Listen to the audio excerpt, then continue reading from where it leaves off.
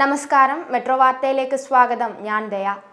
ആൺകുട്ടികൾ ലൈംഗിക അതിക്രമത്തിന് ഇരയാകുന്ന കേസുകൾ വർദ്ധിക്കുന്നു. ഹൈക്കോടതി. ലൈംഗിക അതിക്രമങ്ങൾ സ്ത്രീകൾക്കെതിരെ മാത്രമല്ല പുരുഷന്മാർക്കെതിരെയുമുണ്ടെന്ന് കേരള ഹൈക്കോടതി.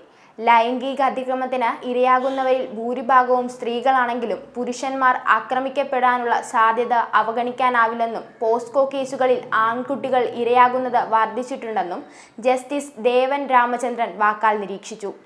ലൈംഗികാക്രമണത്തിന് ഇരയായവരെ പരിശോധിക്കാൻ വനിതാ ഗൈനക്കോളജിസ്റ്റുകളെ മാത്രം വിളിക്കുന്ന പ്രോട്ടോകോൾ ചോദ്യം ചെയ്ത് ഒരു ഡോക്ടർ നൽകിയ ഹർജി പരിഗണിക്കവെയാണ് നിരീക്ഷണം.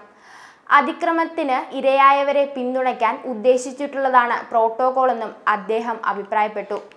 ലൈംഗിക അതിക്രമം പെൺകുട്ടികൾക്കെതിരെ മാത്രം ഒതുങ്ങുന്നതല്ല. മിക്ക കേസുകളിലും ഇരകൾ പെൺകുട്ടികളായിരിക്കും.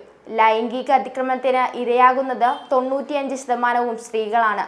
എന്നിരുന്നാലും പോസ്കോ നിയമത്തിന് കീഴിലുള്ള കേസുകളിൽ ആൺകുട്ടികൾ ഇരയാകുന്നത് വർദ്ധിച്ചിട്ടുണ്ട്. നിലവിലുള്ള നിയമം തെറ്റാണെന്ന് തോന്നുന്നില്ലെങ്കിലും പ്രശ്നങ്ങൾ ഉണ്ടെങ്കിൽ തീർച്ചയായും പരിഹരിക്കുമെന്നും കരുതപ്പെടുന്നുവെന്നും ജസ്റ്റിസ് ദേവരാമചന്ദ്രൻ വ്യക്തമാക്കി. മാർച്ച് 5-ന് കേസ് വീണ്ടും കേൾക്കും.